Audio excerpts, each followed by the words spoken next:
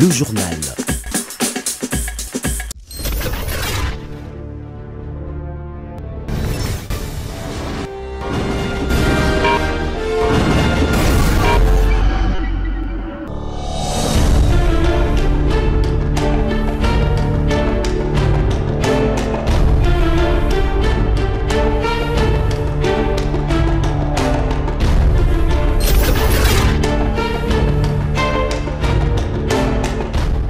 Bienvenue à cette session d'information du journal de la ville. Mesdames et messieurs, merci de nous suivre avec beaucoup de plaisir.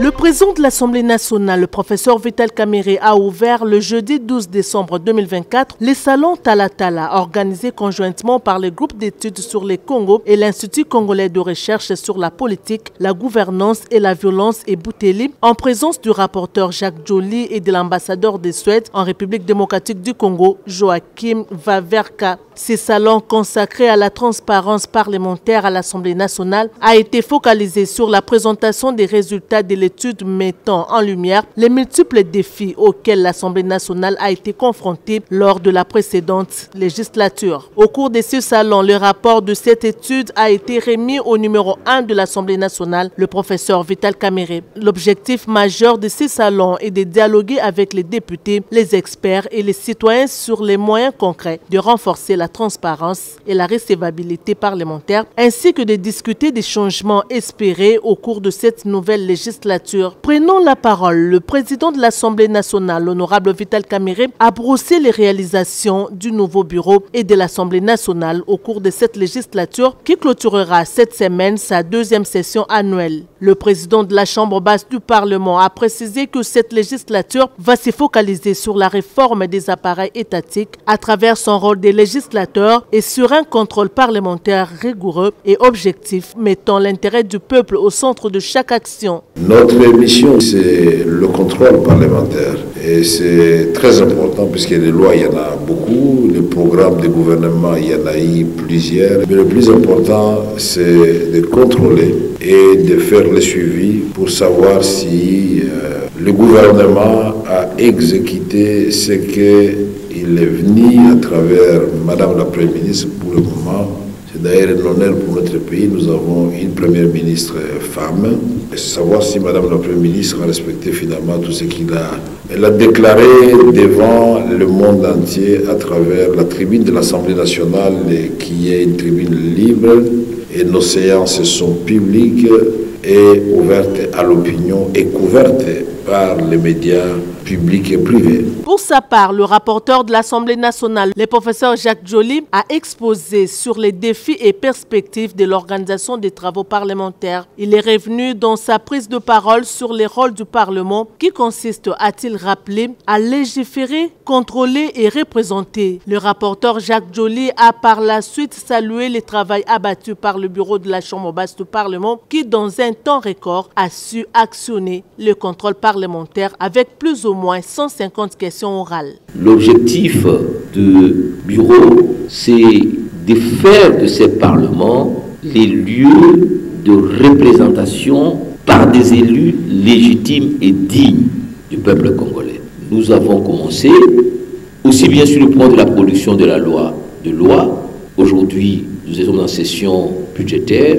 Nous avons pu voter la loi sur la reddition des comptes. Nous avons voté une loi rectificative et nous avons déjà, par exemple, au niveau de l'Assemblée, voté la loi des finances 2025 dans le délai. Il faut noter que peu avant l'ouverture, le rapporteur de l'Assemblée nationale a conduit l'ambassadeur de Suède auprès du président de l'Assemblée nationale, le professeur Vital Kamerhe, accompagné de Fred Bauma, directeur exécutif des Bouteli, et Trésor Kibangula, directeur du pilier politique des Bouteli, afin de lui présenter les termes de référence du salon Tala Tala, une activité soutenue par l'Agence suédoise de coopération internationale au développement. Ce projet permet aux citoyens, chercheurs et partenaires internationaux de suivre les interventions, les votes, les initiatives législatives ainsi que les moyens de contrôle des députés à l'Assemblée nationale tout en surveillant la mise en œuvre des engagements du gouvernement dans différents secteurs.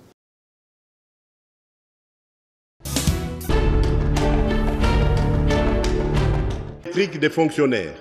Devant les deux chambres du Parlement réunies en congrès ce mercredi 11 décembre 2024 au Palais du Peuple, le président de la République, Félix-Antoine Tshisekedi Tshilombo, a présenté le bilan de son action en 2024 à travers son traditionnel discours sur l'état de la nation, et c'est conformément à l'article 77 de la Constitution. Le chef de l'État a, dans une allocution de près de 24 heures, présenté les résultats déjà obtenus dans le cadre des 6 engagements de son second quinquennat. La situation dans l'Est, la situation socio-économique et les embouteillages dans la ville de Kinshasa ne sont passés inaperçus lors du discours du chef de l'État. Le chef de l'État, Félix-Antoine Tshisekedi, se réjouit des réformes engagées dans l'administration publique. Je tiens à exprimer ma satisfaction pour les avancées réalisées depuis le début de mon premier mandat dans le domaine de l'administration et de la fonction publique. Parmi les progrès significatifs, je citerai l'identification biométrique des fonctionnaires, qui a permis pour la première fois dans l'histoire de notre pays de publier des annuaires alphabétiques et numériques des agents des services centraux et des divisions urbaines de Kinshasa. Cette initiative, qui s'étendra à toutes les catégories socio-professionnelles, vise une meilleure maîtrise des effectifs et de la masse salariale, tout en éliminant les doublons, les agents fictifs et les abus qui saignent nos finances publiques depuis des décennies. La rationalisation des services publics, avec la fixation progressive de cadres et structures organiques pour supprimer les chevauchements et les conflits d'attribution, optimisant ainsi leur fonctionnement, la fluidification des départs à la retraite, soutenue par un nouveau système de sécurité sociale attractif et efficace. Plus de 10 900 départs à la retraite ont été enregistrés durant le premier quinquennat, avec une programmation d'au moins 10 000 départs annuels. Avant de clore son discours, Félix-Antoine Tshisekedi Tshilombo a estimé qu'il est peut-être temps d'engager une réflexion sur une réforme constitutionnelle afin d'éliminer les failles qui ralentissent le fonctionnement de l'appareil étatique. Pour terminer ce discours sur l'état de la nation, je dois rappeler que cette première année de mon nouveau mandat a été marquée par un démarrage raté, ou plutôt retardé, j'allais dire, notamment en raison du temps nécessaire mis pour la désignation de la première ministre et la mise en place des institutions conformément aux prescrits de notre Constitution. Ces délais, bien que contraignants, étaient indispensables pour respecter les échéances et les procédures fondamentales de notre démocratie. Cependant, cette situation nous invite à une réflexion commune. Il est peut-être temps d'engager une réflexion nationale sur une réforme constitutionnelle.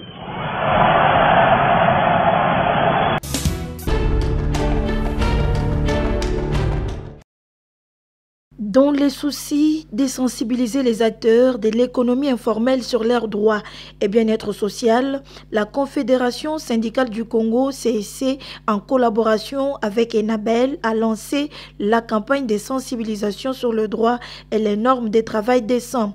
Prenons la parole Joséphine Chimbi, l'une des animateurs de ces projets, parle du bien fondé de cette sensibilisation. Mais toko bana bino toko takeza na kati ya mozindo alikabwango auti koloba ba norme de travail atanyango na français na lingala baloba ka kozanga koyeba eza donc kozanga koyeba eza liwa biso na sese to litolongola bino na kati ya liwa wana na kati ya kozanga wana po boyeba ba droit na bino droit de travail. En sa qualité de chargé d'activité, Jean Loaka a attiré l'attention des participants sur la connaissance des normes de travail. Il a en outre insisté sur leur apport social dans la gestion de l'économie informelle. Et là, expérience de sali na ba travailleurs domestiques ils ont makasi ndenge baye lelo boye misala ya ebele ezali menacé po ba ozela bango balami lelo te wa mususu bakumbi ba patron na bango lelo te donc difficulté ezali donc il faut kotalaka par rapport ya horaire na yo ata to bengi yo to pesi invitation il faut solo la bien na patron na yo il faut y des patrons na yo que les lots dans le cadre du projet Oyo, tu peux ma chef, il y a des travailleurs domestiques et nous, formation. Cette campagne de sensibilisation concerne 4 catégories d'acteurs de l'économie informelle, dont les motocyclistes, maraîchères, domestiques, créateurs artisanaux et concerne 3 grandes villes de la République démocratique du Congo, à savoir Kinshasa, Lubumbashi et Kolwezi. Elle s'inscrit dans le cadre de la protection des droits et la promotion du dialogue social.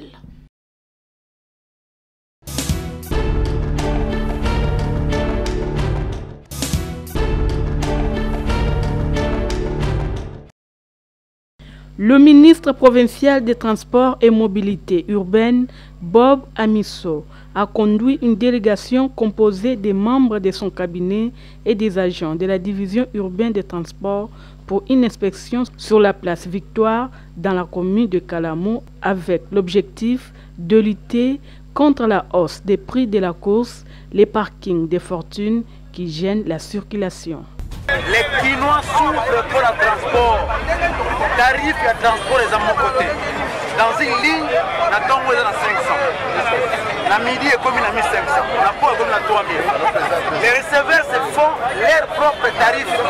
Donc les Quinois souffrent pour conduire l'illégalité. La illégalité, c'est pour cela que tu as taxé net au Lindi. Parce que tu as évité. Et pendant mon côté, l'État qui a dit ça, ma coca pour là, ils activent. Oh, monsieur, venez, cadavre. Venez. Oula!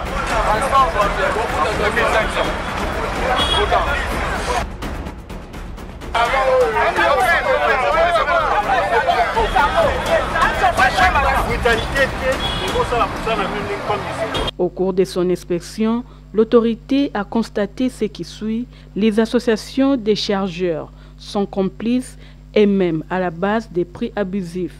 La présence des parkings, motos et taxibus à proximité du rond-point Victoire gêne considérablement la circulation. Plusieurs flaques d'eau et nids de poules sur la route. De ce qui précède, son Excellence, Monsieur le ministre provincial des Transports et Mobilité urbaine, a instruit ce qui suit. Convoquer les responsabilités de HACO et ASECO, la délocalisation de tous les parkings à proximité de la place Victoire. Le bureau des transports du district de Funa est chargé de suivre l'application de la présente et c'est tous les matins aux premières heures. La CNPR doit placer des panneaux pour signaler la délocalisation de ces parkings. Écrire au ministre provincial des infrastructures et travaux publics concernant l'état de la voie sur Victoire. Notons que le ministre sur place a interpellé les chauffeurs à la base de la hausse des prix.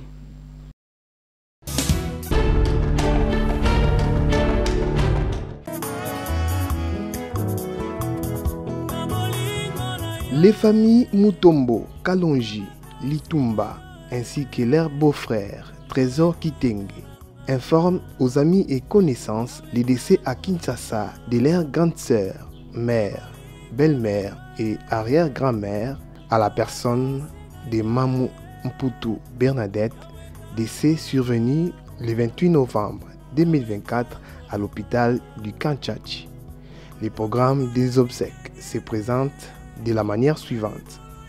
Jeudi 12 décembre 2024 à 20h, veillée mortuaire dans la salle polyvalente Félix-Antoine Tshisekedi Tshilombo à l'entrée du Kanchachi.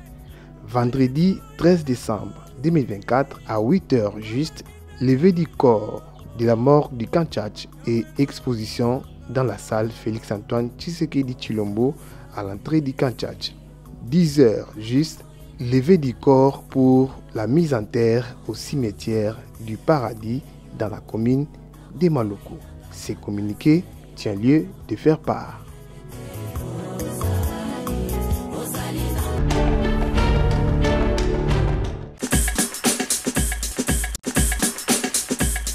C'en est fini avec cette session d'information du journal de la ville. Mesdames et messieurs, merci de nous avoir suivis. Le prochain numéro est prévu pour ce vendredi et d'ici là, portez-vous bien.